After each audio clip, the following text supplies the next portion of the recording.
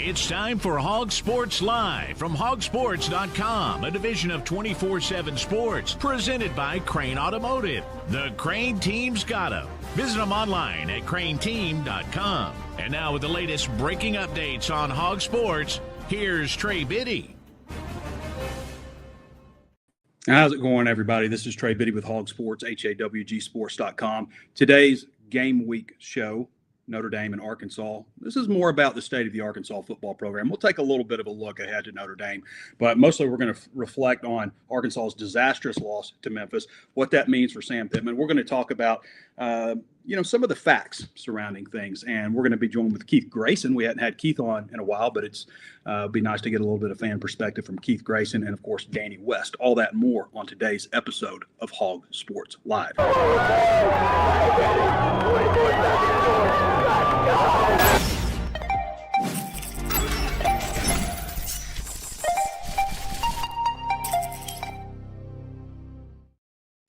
The Crane Automotive Team has 16 locations across our state and is home to the Crane Commitment. You'll find Ford, Chevy, Buick, GMC, Hyundai, Kia, Volkswagen, and access to thousands of pre-owned vehicles. Vehicles for every lifestyle and every budget. Even if you're not in the market for a vehicle, the Crane Team Service Centers offer the latest in vehicle diagnostic technology and certified technicians to take care of your vehicle and get you back on the road. Check them out at craneteam.com. Hog Sports Live is driven by the Crane Automotive Team. You've done it. Now you're the Crane Cash champ. You just won big with the Crane Team. Go ahead, soak it up. How could you not feel like a winner? You dominated with our low price guarantee, and you got way more for your trade. Plus, with statewide delivery on thousands of vehicles from 16 locations, and the fact that we'll beat any other dealer's price, we make our Kansans feel like champions every day. That's winning. That's the Crane Team. Visit craneteam.com. Losing the turnover battle and giving up 290 rushing yards is not a recipe for victory against any opponent, and that's what Arkansas did. But diving in deeper, Arkansas did whatever they wanted basically in the second quarter, scoring 21 points. I think there was one punt during that quarter. But in the third quarter and fourth quarter, if you go down to the start of the fourth quarter, you had Taylon Green's long run that was wiped out from a holding penalty, and it was just a little tug, but it was enough and probably not necessary on Omega Blake. Taylon Green threw into coverage. He was almost picked off when he threw to Omega Blake. Omega Blake's crossing the field, and he's following the whole way. Next play, handoff, miscommunication, something. Play after that, he's got Jaylen Brown wide open in the middle of the field, not way down the field, but just right there in front of him. And he forces it again to Omega Blake. So I'm not buying that, Taylon is going through his progressions like he should all the time. This team really lacks a killer instinct. One of the questions that I asked Sam Pittman about today, and we'll play one of the clips from a question that I asked him today just about the pressure, any added pressure on him. But man, Arkansas they lack a killer instinct. I was talking with Andrew Hutchinson also before it, and he told me he did a breakdown last year and updated it for me. Arkansas has fumbled the ball, not just fumbled the ball 113 times since 2020. That is number one in FBS. They've never in a single season been better than 99th. Again, that's according to Andrew Hutchinson. That is a problem. And we can, look at some of the issues that have taken place, but fumbling the ball when you're going ahead, driving down the field to go ahead, and it's happened twice, that's a huge problem. So it's just things that repeat themselves. And I said in the walk and talk, and I didn't say this, people were like, Trey, you're really subdued in the walk and talk, and part of that was having to wait for the lightning and everything. I got a new phone, and when I got back to the house to upload the first version of the walk and talk, I haven't told anybody this, but there was no audio at all. So I had to go back and do the whole thing again. So that took a little bit of the edge off. So I think that's probably why you saw my reaction the way it was, maybe rage blending into a little bit of grief. But this is not good for Sam Pittman, and there's no denying that. And you know what? They'll probably play Notre Dame pretty well. there's a chance that they get their doors blown off if they've just completely let go of the rope. There's no way of telling exactly when that kind of moment happens. We just know that they do tend to happen when things start spiraling, things aren't going your way and stuff. And, that was one of the reasons I said this team is an 8-4 team or a 4-8 team. A lot of it depends on how they play these first couple of games, and so far they have lost 2 big games. Memphis is not about finances. It's not about NIL.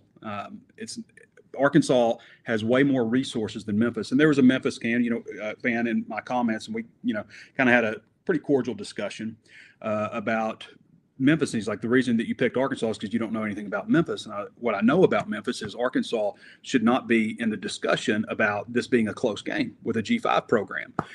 They just shouldn't. And that's all due respect to Memphis, but Arkansas should not be, this should not be a discussion. Arkansas went up 18 on these guys, and yeah, they got a crappy call.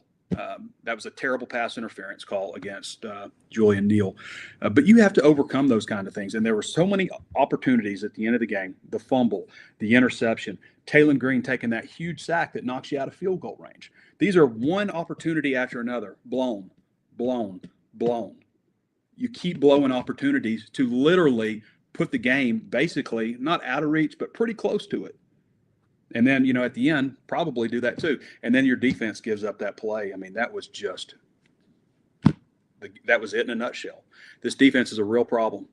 And we knew that they had made a lot of changes, thought that there was a chance that they could be better, but they're not. And any simplification has not worked out either. I mean, anytime you hear a coach say, well, we got to simplify things, beginning of the end, it really is.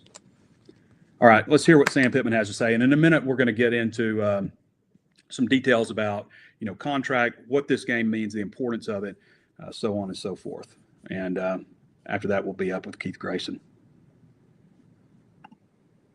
Here you mentioned the outside noise and everything. Obviously, you're in a high-pressure job, but yeah. Is there any added pressure for you with how things have shaped up these first couple of weeks against Notre Dame? Trey, it'd be kind of hard to have more pressure. I mean, I think the pressure you put on yourself is obviously a lot because you want to do well for a lot of reasons. And I've kind of had this same type pressure for, 3 years now. It seems like 40, but I think it's been about 3. And,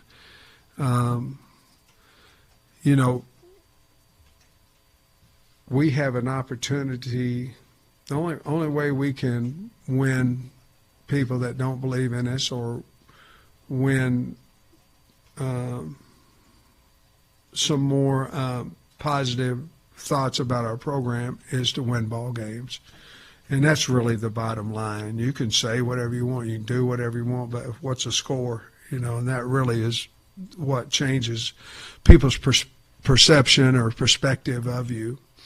And we have a great opportunity here, as we well know that we could be 4-0, we're 2-2, but I say that only because if we're 4-0, I think we're all sitting in here thinking we have a great chance to beat Notre Dame. And our football team will think that. We've got to rally around this week, but we'll do that. But to answer your question, probably not any more than normal.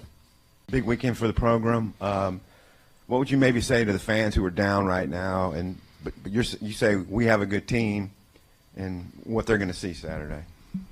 Well, we'll get on out here. We're excited about this game. I mean, we're not backing into the door. I mean, we obviously think we have a great chance to win the game, and if they want to see Notre Dame, they ought to get to the game, and they'll see a really good Arkansas team as well. We'll be ready to play.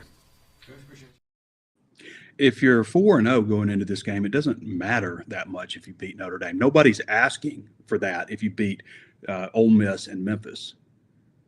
Like, Arkansas fan expectations are not ridiculously high. They're not going, you have to win a national championship. They're going like, hey, let's get 8 wins. Let's have a chance for 9. maybe there's a day where they could eke into the college football playoff. Nobody's looking for the number one ranked team in the country right now.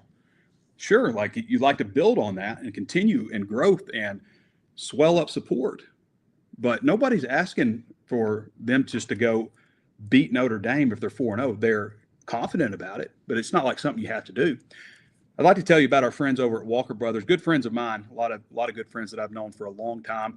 2 locations, 577 Millsap Road, Suite number 6 in Fayetteville, and their brand new location, 3503 55th Street, Suite 101 in Rogers.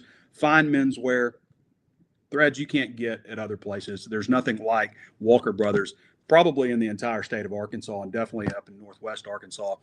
You can get all the curly tail logos that they'll put on different brands like Peter Millar, Johnny O's, Horn Legend, Divot Sportswear, the Crazy Hog logo on the Peter Millar, a lot of great golf gear, but also tailored suits. I've mentioned Faraday, they carry that brand. I don't know where else to get that. A lot of great stuff there at Walker Brothers. Good people, great menswear store. I mean, again, there's nothing like it in the state of Arkansas that I've found anyway. Go check them out. 577 Millsap Road, Suite 6 in Fayetteville, 3503 South 55th Street, Suite 101 in Rogers. Let's take a look at some things here. And I want to break this down because there's been so many discussions about, people want blood, obviously. Sam Pittman, you'd be hard-pressed. I cannot remember a time through everything that Sam Pittman has gone through at Arkansas where every single person I talk to says it's time for change. I mean, it's pretty much everybody. And his back is firmly against the wall. Like, he has to turn things around. And it's going to frustrate people if they beat Notre Dame because of what could have been. But they just keep seeming to find ways to lose, and whether it's fumbling the ball or throwing interceptions, blowing big leads. It's a mentality thing. And I mentioned that to Sam, like, is there a killer instinct missing when you go up 18 to just put your heel on their neck and finish a team off? It just seems like Arkansas keeps finding ways to let a team just slip right back in, and that's what happened on Saturday. There's no comparison between Memphis personnel and Arkansas personnel. It comes down to any aspect of coaching that you want to put at it, the personnel that you try to bring in, the message you're trying to get across to them, the level of conditioning. They talk about heat a lot. All of those types of things play into why Arkansas lost. And it all comes back to Pittman. It's his team. It's his job. Now, Sam Pittman has gone 3-7 his first year, 9-4, 7-6, 4-8, 7-6, and 2-2 now, and has yet to have a winning record in the SEC. The best they did is 4-4 in 2021. That was a great year. It was a lot of fun. This is not Chad Morris also. Chad Morris was probably the worst coach in SEC history, maybe in the country. I don't know. Deshaun Foster maybe has a claim to that also, but Chad Morris was a disaster, and Sam Pittman lifted Arkansas out of that. It's just the problem is that was the peak, and it's just been kind of, downhill from there. So he's 29-26 at Arkansas since 2021. That's what matters. I've seen a lot of people say, mention his overall record, but the record that matters is 2021. His contract was redone in 2022. Retroactively applied to retroactively applied to January 1st, 2022, but also including the 9-4 season as part of the contract. So his buyout, if he is if he is above 500 or above, his buyout is 75%. Okay. So Sam Pittman is 29-26 at Arkansas since 2021. His buyout is 75% because he is 500 or above. That puts it, according to a source, somebody, who would know, that puts it at a little over $10 million for his buyout. If he were to fall below 500, say he loses to Notre Dame, Tennessee, Texas A&M, Auburn, and he falls below 500, that puts it at a little over $7 million. So about $3 million difference. Okay. Here's what's also important to note. The transfer portal window opens immediately when a head coach is terminated, and it opens for 30 days. So if a coach is terminated, now 30 days of nowhere for these guys to go because everybody else's roster is full. Nobody else really knows what they need position-wise. So it's 30 days of, hey, you can enter the transfer portal and then just sit there kind of. It's not really a big advantage. It's probably one reason UCLA made the decision they did and Virginia Tech made the decision when they did. If something happens later in the year and there's there's a firing, you basically at that point, because you're so close to the January transfer portal window, you basically give any player a massive head start into the transfer portal. So there is a difference on timing now. And one of the first things I thought of when I heard, hey, we're moving the transfer portal, one transfer portal in January, which the date will be decided in October for sure, when that portal window is, but it's going to be in January. What I thought of is like, man, that sure makes it a lot easier for ADs to fire coaches, because in the past, in December, you've got National Signing Day, you got the transfer portal window opening, and if you fired a coach, then all your good players are leaving, and all the good players are getting gobbled up before you even have a chance to hire a staff. Now, move it to January, there's more opportunities. So that's notable, okay?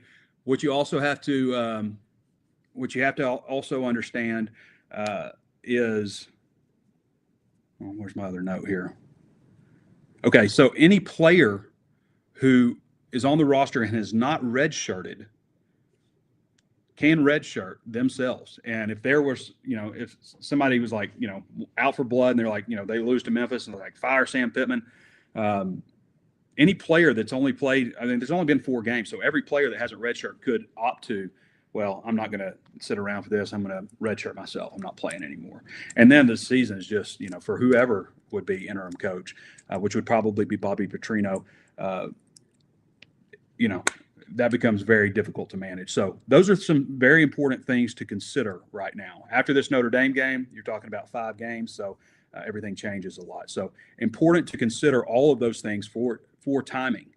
And some people say, hey, well, let them all go. Who needs these players and stuff? And I get that frustration, I promise.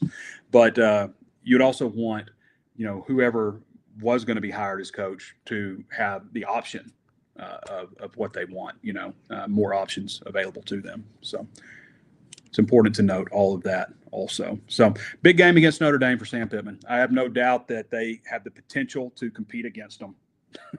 As crazy as that may sound, I think there's an advantage for Pittman and Barry Odom knowing each other well to, share any notes or Odom to tell them any keys that they noticed about the game. But there's also the chance that this team could let go of the rope. We talked about a, possible, very shallow relation. Not that it's bad, like meeting people is great and stuff, but like, there's just not that depth of relationship sometimes. And I'm not just talking about player to player, but also player to coach, something that a player believed or thought when, they signed on with Arkansas. All of those things, there's so many possibilities when you're talking about a roster of 105 people, plus because there's some that were grandfathered in. But when you're talking about a roster that big, there's so many opportunities for tugging back and forth on, issues or coming into conflict and stuff. All right, Keith, if you're about ready, we're going to go to you now, if you can hear me. We're going to go to Keith Grayson. For those of you who don't know Keith or are new to the show, we used to have Keith on like weekly to help us break things down. Keith is a big Razorback fan. He's a former high school coach and has his hand in a lot of different pots and stuff. So we're going to bring him in on the OzarksGo hotline.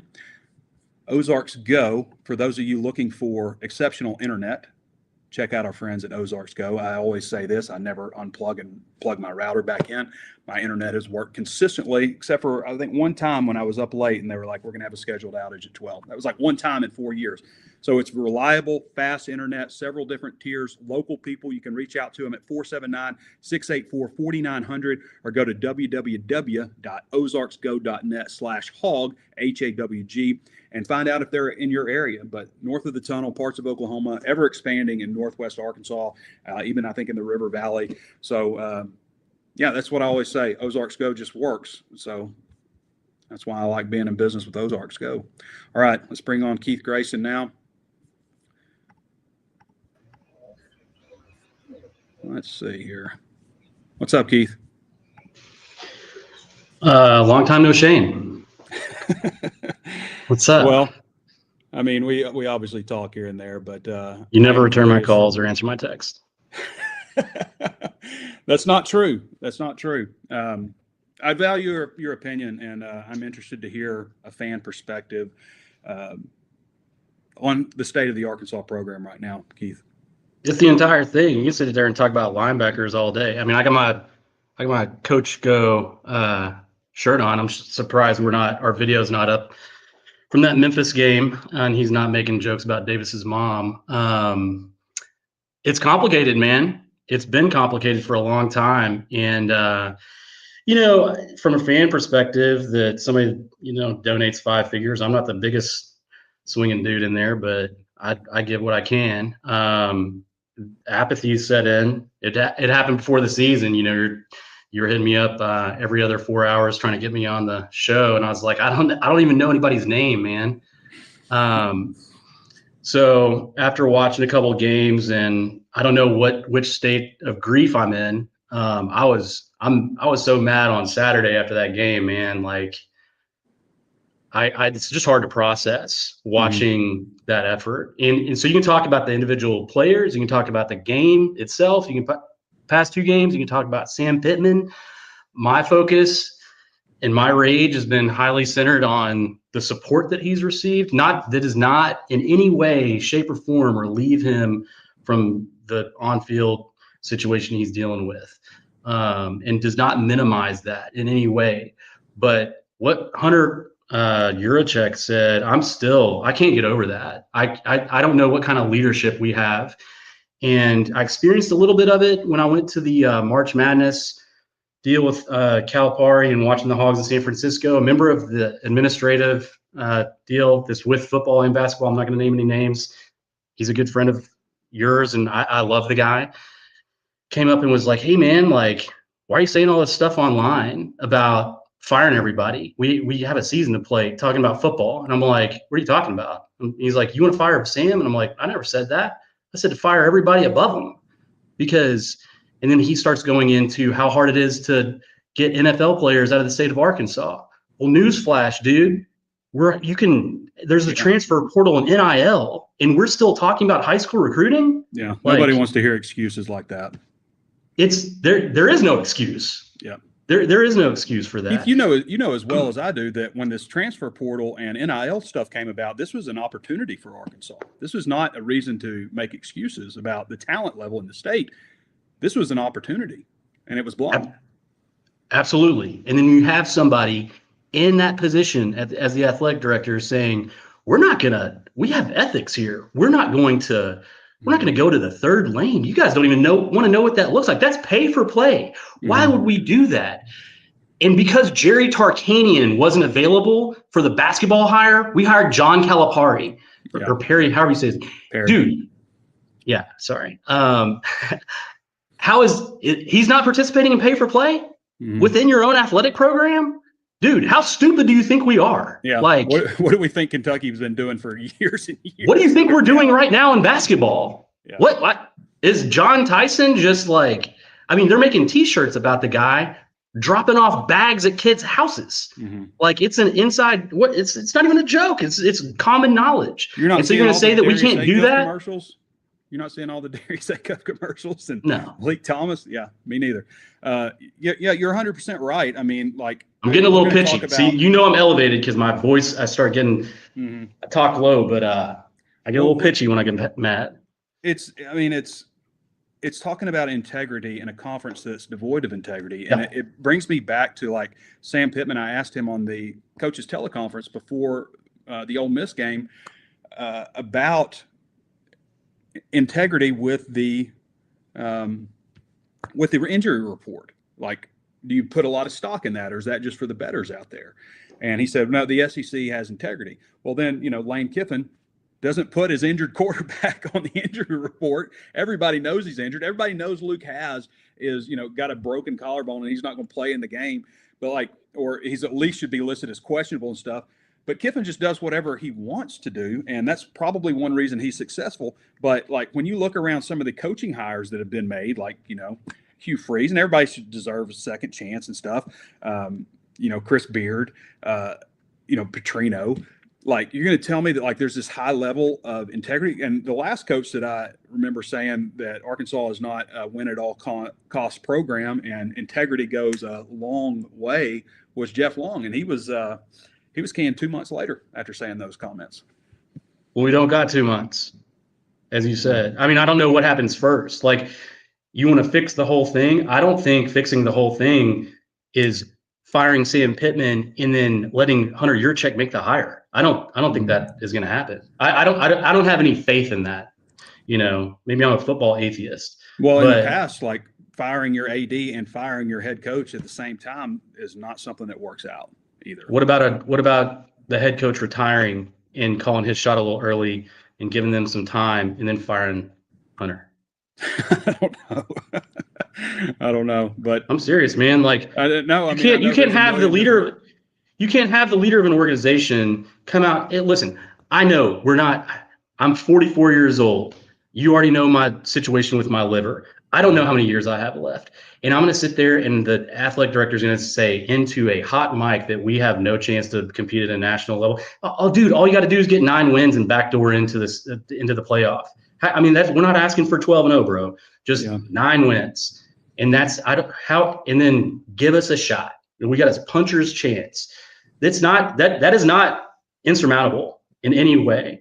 And then you have them tell them to our face, like, we're not set up. Great. Okay, cool. And as you've stated numerous times, what's the plan? My thing is, I don't know if there's a plan to succeed Pittman or who's going to have the plan to fix the entire thing on football. Is it just going to be on the coach? Because they don't have a way to raise money, dude. Like, you have prominent boosters calling the edge with no return phone calls. It is crazy town. Like, that's true. It can't go on. Yeah. See, I'm getting pitchy again. I get high pitched. Yeah, but you're right, and you're not the only person that's heard that kind of stuff. And also know that there are boosters, big boosters, that are hands in the air, just like, done. You think I'm going to pay for this? And you have to preface it. Everybody has to preface it. I love Sam Pittman, of course. Yes, everybody does. I've said that. I've caught hell for saying that, but I also am the guy that's like, fine with talking about, like, I have a job to do first, and it doesn't matter if I like somebody or not. And, you know, Sam is a very likable guy. He's nice. He's genuine. But we have a job to do, and he has a job to do, and it's win football games. And he just hasn't lived up to. Well, you're still not asking the hard questions. You know what that does. What? Yeah. To all the people that say that, what is supposed to happen? Do you think a journalist is going to turn this thing around? You morons! Like, well, I mean, a press conference is not going to fix what is broken with this system. Just newsflash. Yeah, I mean, I've asked questions that I feel like need to be asked, but no journalist is going to go up there and like rage on, in the press conference. But I did ask him today about, does this put a lot more pressure on you, given how the last 2 weeks have gone? And of course, you almost kind of know what the answer is going to be, but because it's a high pressure job, and you kind of have to shut all that kind of stuff out and just focus on what's ahead of you. Do you think he's self-aware enough to know? He's got to be. Yeah, I think. And hey, as others have pointed out on the message board, you got a great poster in Razorback NYC that goes through a bunch of Chat GPT data and posts it on the board. And pages of stuff, but no shade, dude. I really like that guy. So Sam Pittman's made $31 million, man. So I'm not gonna. I'm more disappointed because I thought it was gonna work. I thought, of course, I thought Chad Morris was gonna work because I may be the problem. I may be the idiot. Well, there's nothing wrong with being optimistic. I mean, the worst thing to do is go into something with pessimism. I mean.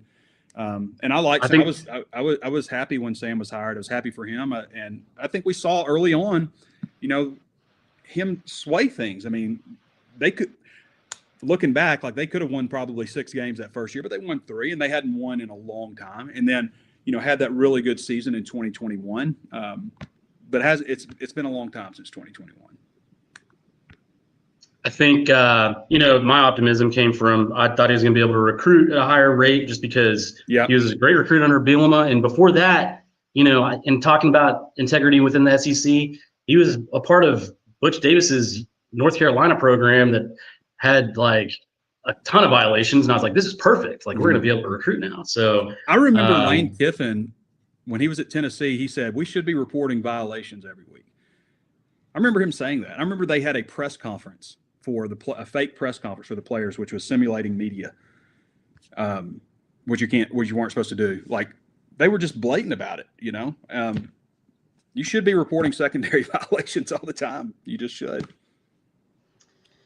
Yeah, but I guess my thing is, I want to see us beat Notre Dame. I know I'm never going to root against the team, but I never want to run Sam out on a rail or anything. But I think the best case scenario is to kind of announce a retirement and be like, hey man, like, it ain't you, it's me. Time to go and go out with some grace, because there's, like you said, there's only a couple ways to go out in football coaching. You get fired or you retire. Those are the two options.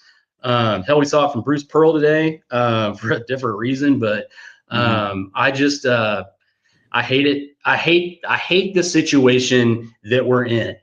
Not the people are going to be fine. Everybody involved, and he said it before, there's 200 people who are going to lose their job. Guess what? They're in an SEC program. They're probably going to land on their feet. And if they don't, the world needs bartenders. Go somewhere else. Like, if you're good at your job, then you'll get another job if you're in that industry. The people that need to be considered most are fans, in my opinion. Boosters, like, somebody made a really good comment. I can't remember who it was, but he said, everybody's taking in this deal right now. The fans and boosters, those are the only ones spending. Those are the people that are asked to spend. And to me, they're not being taken care of. No, I'm not going to go to a single game this season, mainly because they screwed up my tickets, but my season tickets. But please do better on your evaluations. You told me all these linebackers are going to go into a room full of the players and walk out because they looked bowed up. I mean, dude. Stephen Dixon looks bowed up. Yeah. Okay, well, maybe he's like the guy that it's a high standard with this with the group that they're getting locked in with. I mean, it's not getting locked in with some other teams. It's getting locked in with Arkansas. He may be rocked up, but he made like spot and squat instead of like hitting people, or these guys. The only time these guys had any dog in them was when they got out of the shower and sat on a chihuahua. We gotta that thing. On that Memphis game, man, that last play, I just laughed. All you could do is laugh when they're getting dragged. 400-pounder can't crocodile, dude. Anyway, into the ground. All right, brother. Alligator roll, man. We're gonna bring Danny West in. Appreciate your insight, Keith. It's always interesting, and hopefully we'll have you on again soon. Maybe. Hey, Krista Hoover, reply to my email. You're the head of HR. Ball's in your court, dude. I'm here to help. All I'm doing is running a private equity firm in Scottsdale, so maybe I can make $100,000 and run the edge. You need some help, bro. All right, everybody. Keith Grayson, fan perspective. We're going to bring on Danny West, but first I'd like to talk to you about our friends over at Blakeman's Fine Jewelry. Blakeman's is proud to be the official jeweler of the Arkansas Razorbacks and are thrilled to support the team, and that includes providing beautifully crafted pieces for the U of A homecoming court. Built on tradition since 1987, Blakeman's has been Northwest Arkansas's trusted destination for exceptional jewelry and personalized service. Visit them at their brand new location, 3202 Pinnacle Hills Parkway, Rogers, Arkansas, 72758. Blakeman's Fine Jewelry, where Arkansas gets engaged. And I mentioned last week that there was going to be something special. Blakeman's has Prosecco. I didn't know if you knew that.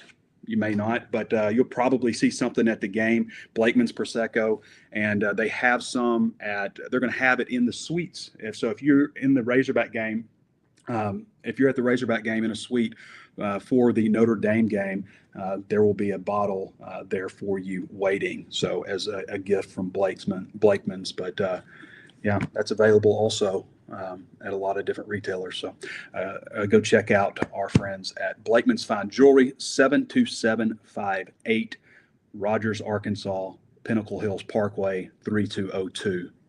That's completely backwards. You ever had an address given to you backwards? 3202 Pinnacle Hills Parkway, Rogers, Arkansas, 72758. Blakeman's Fine Jewelry. All right, going to Danny West. Danny, what's up, brother? You're silent. You have no sound. Hey, you got me? Yeah, I got you. How you doing, brother? I'm good. They got a bottle for us in the press box? Probably not. That would be cool. Sometimes you feel like drinking up there, having a little sip.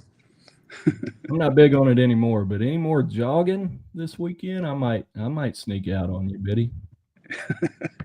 Yeah. Well, you'll be around. at the game Saturday. What are your thoughts on state of the program right now, Danny? I know you answered some mailbag questions. Let's just get your general thoughts on state of Arkansas football right now under Sam Pittman. Oh man, we talked Saturday after the game, you and I kind of told you then. It's pretty clear to me, Biddy.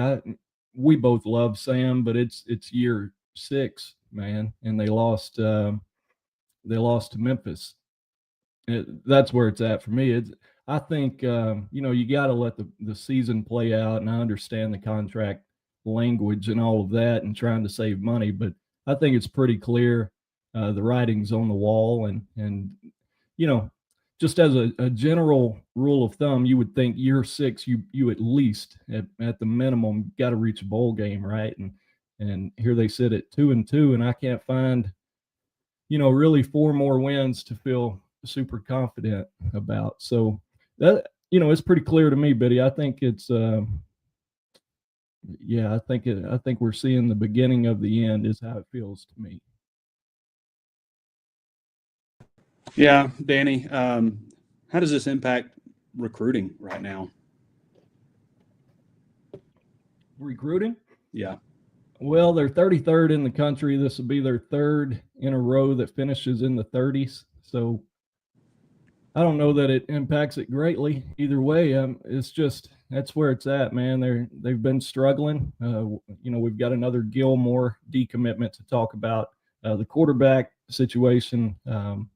Javon Gilmore decommitting last week, of course, much different than the Gilmore 2 weeks ago, right? Bryce Gilmore basically got flipped from to Texas Tech, whereas Javon Gilmore, much different situation, just left his high school. And that's losing a player at Texas Tech, a player.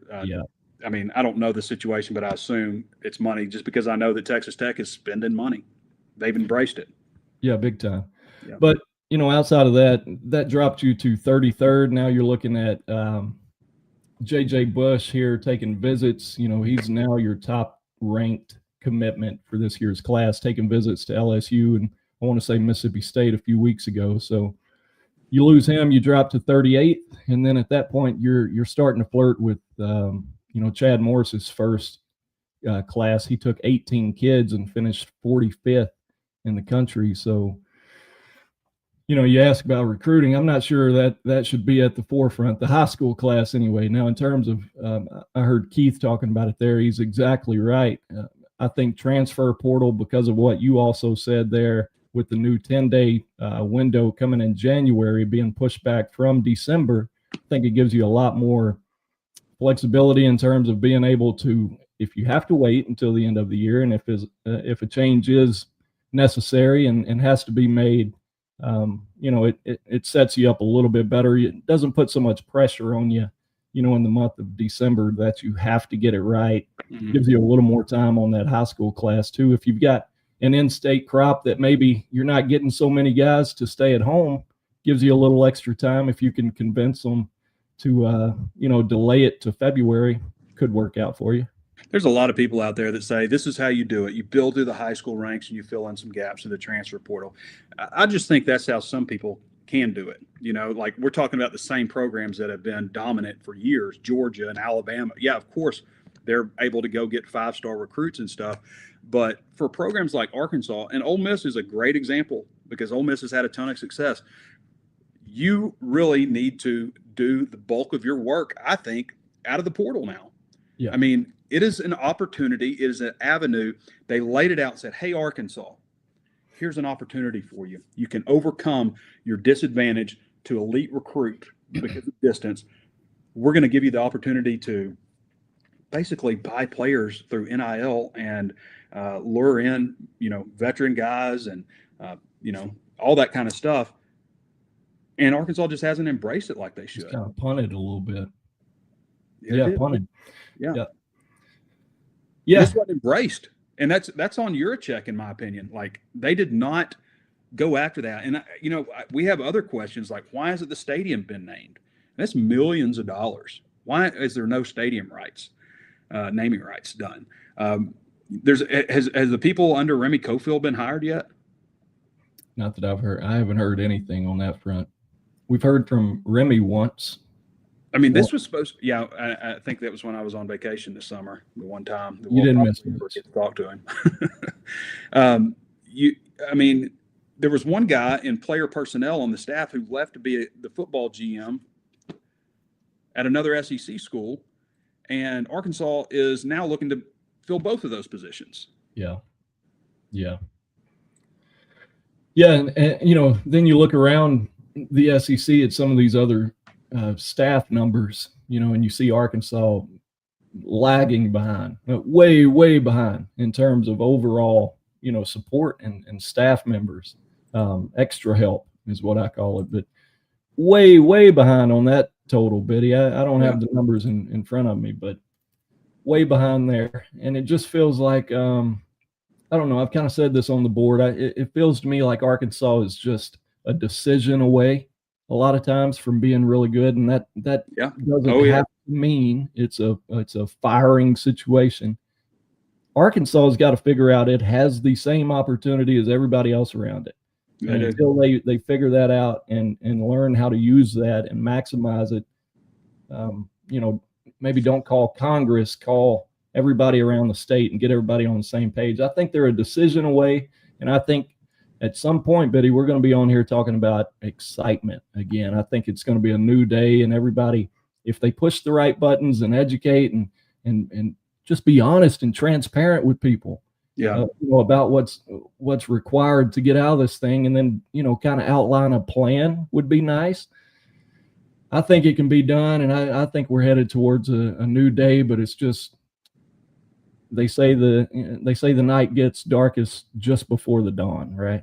So that's kind of where I'm at. Wise words from Danny West. Looking at Notre Dame, looking ahead, obviously they've dropped a couple of games. They beat Purdue last weekend. Have you looked at them at all? Have you seen them play? I know CJ Carr's the quarterback, and he's got 737 passing yards, 5 touchdowns, 2 picks. Don't watch it. Yeah, they got this. Everybody knows about Jeremiah Love. Yeah. But, I remember Jimmy offered him a few years ago, the 2022 running back out of St. Louis Christian Brothers College. Mm-hmm. He was the top 100 pick, number 96 overall. Rightfully so. I watched him again this morning, beat up on Coach Odom, and Catalan too. Oh, yeah. Yeah, he had a pretty rough one there. But, Love is really impressive, but this other kid, Trey, and you heard Coach Pittman talk about him this morning, Jadarian Price, same class, 2022, real deal kid right here.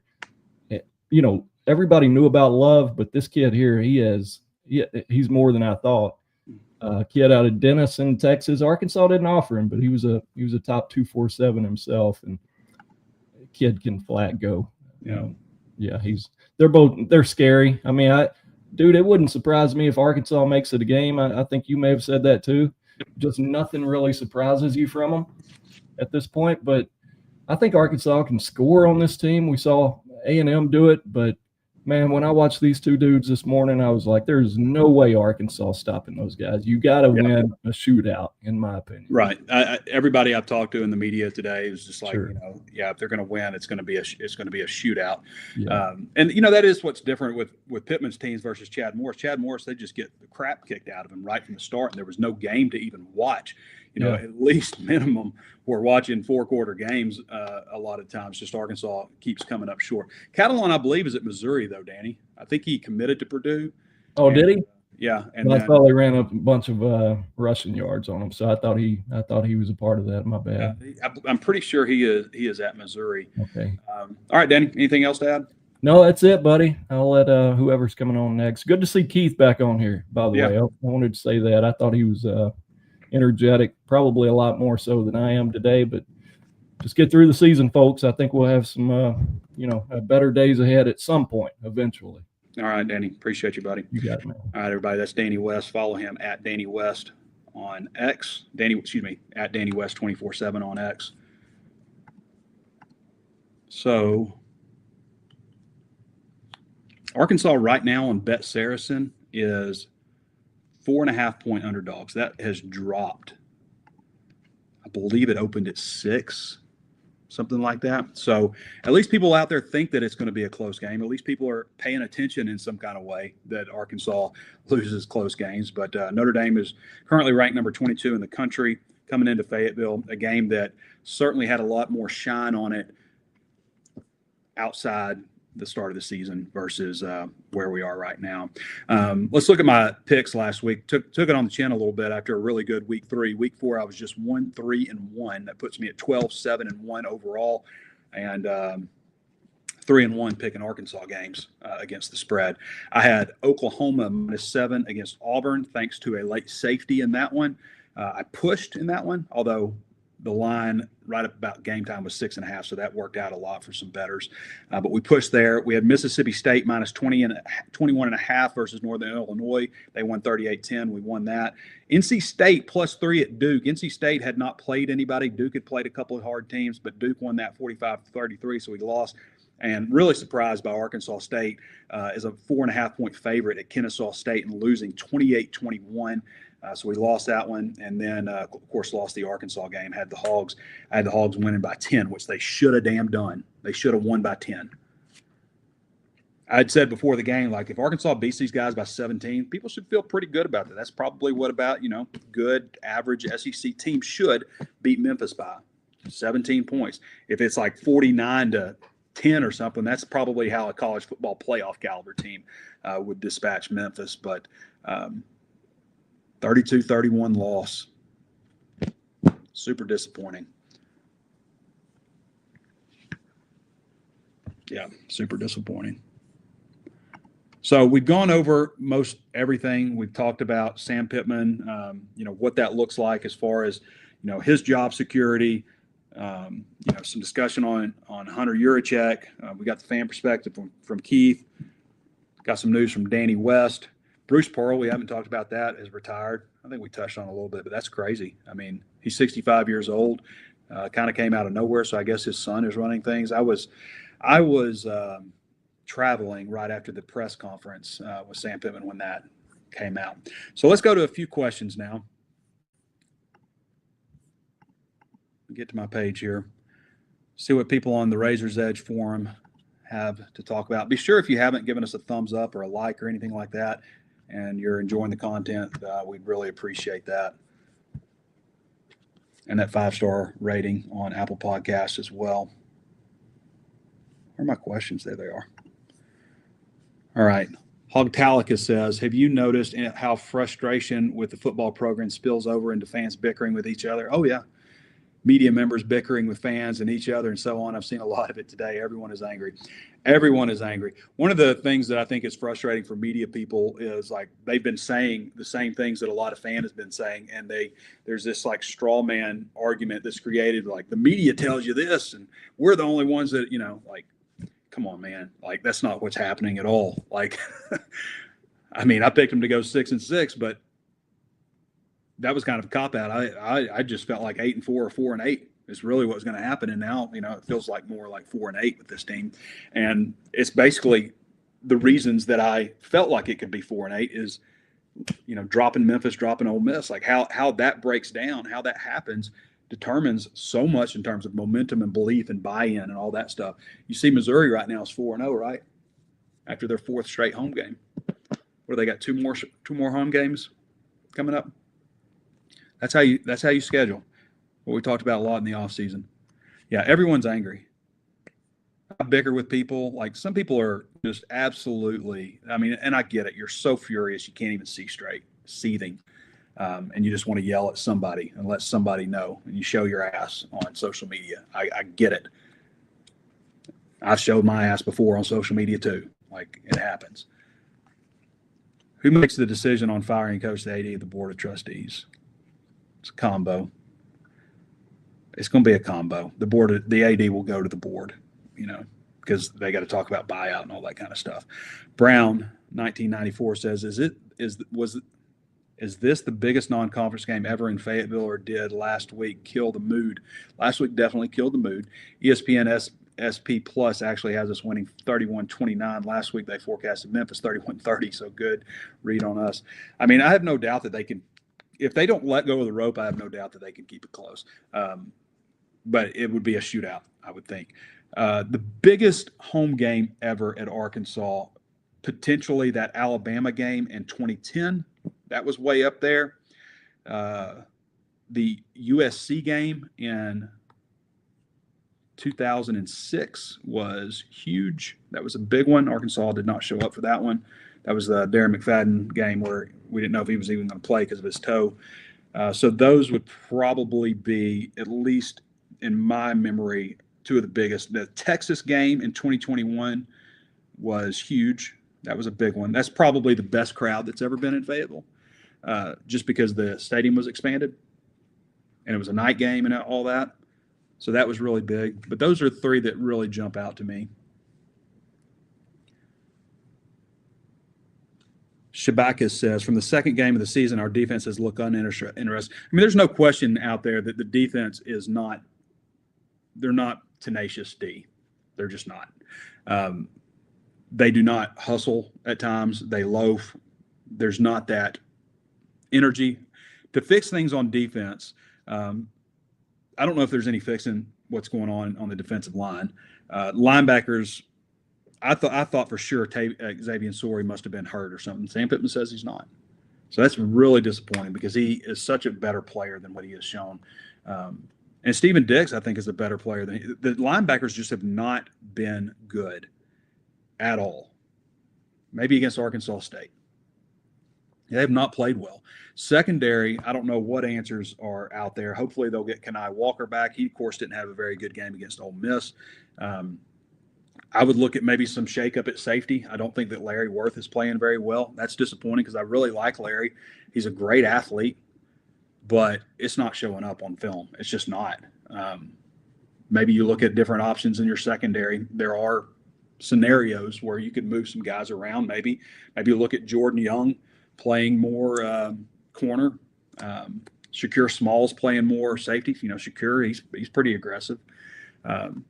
I would look at moving around some personnel personally. I mean, the message isn't getting through on defense. So at some point we got to say, hey, Andrew Harris, you know, you're a big hitter. Let's see what you got. Trent Whalen, he played a little bit Saturday.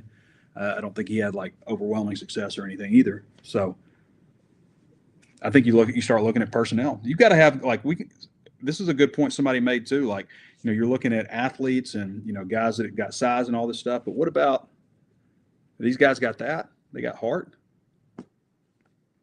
They got that extra level of pride. I thought Memphis, to their credit, man, those guys were coming. They were bringing it. And they were tenacious. That's what you got to have out of defense. Like going 100 miles an hour, full speed, goes a long way. And Arkansas has got a little bit too much of this. A little too much jog. A little too much, they got it. They'll take care of it. A little too much, well, I don't want to get this dirty. They do, I'm sorry. And I hate to say that, and I see those guys all the time. But it's true.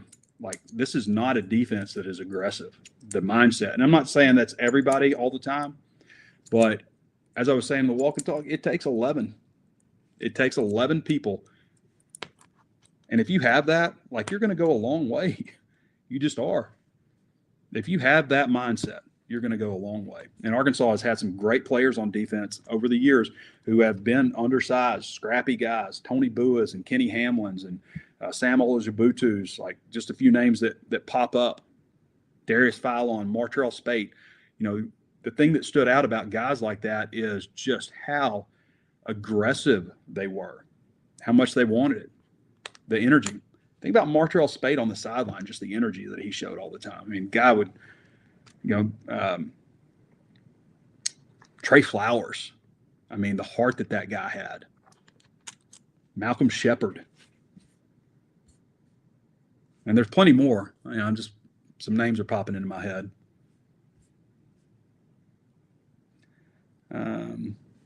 We've read that one. Sparks Co. says, if Sam is let go and Bobby is named interim, how do you see Bobby handling the issue of effort on defense?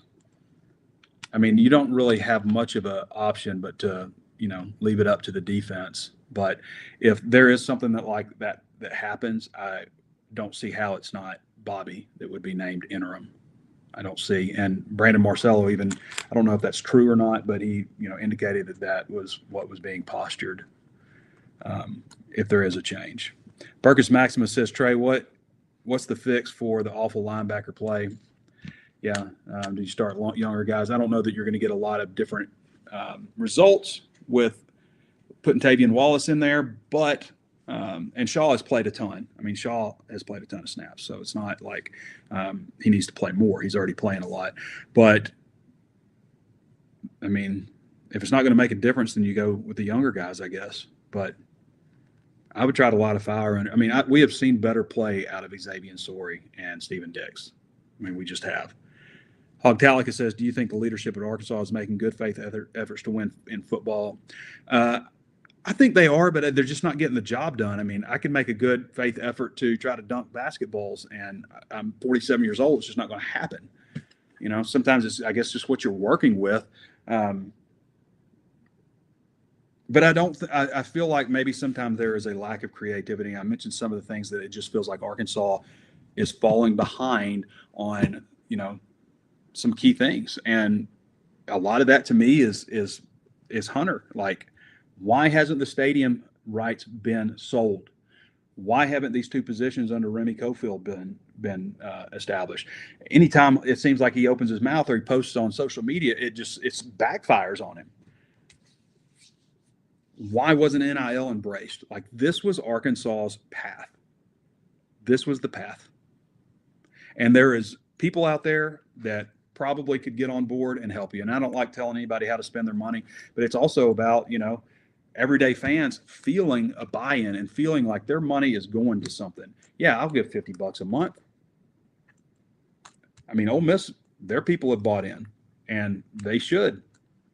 Arkansas had an opportunity in 2021 to get that going and weren't proactive enough, and here we are. But that's not a reason to lose to Memphis. Memphis had like the number 66 ranked recruiting class out of the transfer portal and had like 50 new players on scholarship, 54 new players, 34 transfers. I mean, think about that. That's not like they went out and just got this super highly ranked transfer portal class. I mean, I could look out there and see different athletes. Arkansas is bigger and faster. That was obvious. On defense, it didn't look that way because those guys were flying and they were bringing it. So you can see the difference in effort on defense when you look at Memphis and when you look at Arkansas. And you can't tell me that Memphis has better players man for man. Maybe here, maybe where it matters. I mean, it's not all there. Like I just said, like I can't, it's about what you're working with, but they're good enough, obviously. And they got some heart. Hog Talica says, do you think leadership, we read that one, Razorback, a bunch of numbers, Razorback. It's weird. It's just weird how bad the defense has been playing, but still should have won both games. Yeah, I mean, like you're a fumble away. In both games, you're a fumble away from winning. Or we're talking about it totally different. Like, yeah, man, they got to get the defense straightened up. Man, the offense. How good is the offense? That's what we'll be talking about right now. It's just you're a play away in both games, and you come up short. HogFan479 says T. Will be dragging Bobby behind him to the ER so they can ambulate Bobby below the knee. What? Is that all the talk about them getting into a fight, which there's nothing to substantiate that. Hog Talica says, what's the name of the song that is played in the intro of HawgSports Live and the Walk and Talk? So that is called The Keys.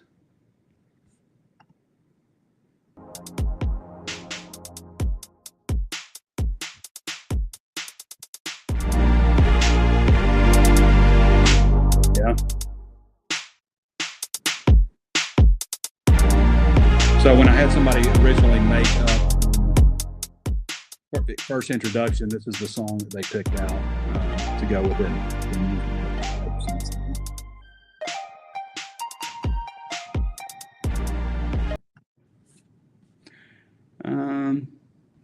Man of Squeal. Hawk fans got the best names. Any insight into what happens with the defense? It was no see. I think we kind of covered all that. Should Yurachek be getting just as much grief as Pittman? I think he is. Scheduling that Memphis game is inexcusable, in my opinion. I mean, I've looked into it, and I felt that same way. This is from Razorback from KC. I looked in it, but Alabama maybe not last year, but maybe the year before, played like at South Alabama or something. Is that right? You see Mississippi State this year played at Southern Miss. It happens. Teams are doing that 2-for-1. I am firmly against that. Having said that, I don't think that, like for Arkansas, I think you do a disservice to fans in a lot of ways by basically not paying to have them come to your place. But you also don't have to play Memphis. Like, why do you pick the best G5 program to play? And I don't know. I know it's right there near the state, but like, I don't know. Arkansas seems to run into that kind of issue all the time, like scheduling USC when they did. USC was like 35-35 as a program when Arkansas scheduled them, like over the last however many years. And when they pop up on Arkansas's schedule in 2006, they're like 2005, I think it was. They're like the kings of college football. That kind of stuff just happens. Living guy says, Trey, with all the sudden urge and media coverage about the state of Arkansas football and the potential coaching search, how are you holding up as a journalist? You know what? I've been mad like a lot the last few weeks, and it's not just football. It's just like, some things going on in the world. I don't want to get into all that stuff, but just like, I don't know. Thanks for asking. I've not been happy for few weeks now, and part of that's Razorback football. Part of it's other things, but I am lucky, and I know that. I've got a great wife and daughter and good people around me. So, thanks for asking. Nobody's asked me that in a while. Jay Wallace 90 says, "How hot is Yurichek's seat now?" I mean, it's not cool. He's responsible for raising money in the football program, and they can't afford better players. This wasn't about that though. Like even if they don't have players as good as other teams in the SEC, they've got better players than let's look at this too. They've got better players than Memphis and should have won the game. So Arkansas has if you go back and look at some things, okay? So in 2022, they lost to Liberty 21-19. And then right after that, they almost beat number 7 LSU. They lost 13-10. Explain that. Liberty doesn't have the same type of team that LSU does. They clobbered Ole Miss 42-27. Then they lost to a Missouri team that at the time was very middle of the road. They lost to them 29-27. So they beat the dog out of Ole Miss and then turned right around and lost to Missouri 29-27. That kind of stuff doesn't make sense to me. He's 7-19 in games decided by 7 points or less. In the stretch of 2023 to 2024, Arkansas was just 2-8 in those one-score games. 2023, they beat a bad BYU team. That team only won 5 games, including the loss to Arkansas, or the win over Arkansas. And then Arkansas goes on the road and loses by 3 points in a shootout at LSU. They play Ole Miss and Alabama to one-score games on the road. Hunter Yurichek put something out that this team deserves a packed stadium for the Mississippi State game. And what did they give you? A 7-3 loss to a terrible Mississippi State team in what I think may be the worst loss of Sam Pittman's career at Arkansas. And that includes Liberty and that includes Memphis, 2 G5 programs. That Mississippi State team was terrible, and Arkansas's offense was just a disaster. They lose 7-3. They fire Dan Enos, come back from the bye week, and it's a subpar Florida team, but it's still Florida on the road in the swamp, and they go to Florida and beat them in overtime. Was that double overtime? But they beat them. And what did they do after that Florida game, after going there? They have an Auburn team that's no better than that Florida team was. No better. And they get Auburn at home, and what happens? They get their ass kicked 48-10 because they showed up like they didn't want to be there. That's the roller coaster. I'll say it again. Football is fun. Even the heartache, the gut-wrenching moments, it makes the good times a little sweeter. But it has been tough to endure losses the way they have. It just has.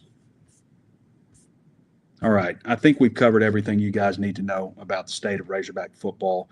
We didn't touch too much on Notre Dame, but I haven't even looked at the game yet. Heck, I just rewatched the Arkansas game again this morning. I couldn't bring it up again. I couldn't watch it. So I want to thank Keith Grayson for hopping on with us. I want to thank all of our sponsors. Couldn't do what we do without guys like you, and all of our subscribers at HawgSports also couldn't do what we do without you. And we also thank all of our free users as well. Really appreciate everybody. Give us a thumbs up, a like if you haven't done so already. And I want to hear, those of you in the suite, how that Prosecco is from Blakeman's also.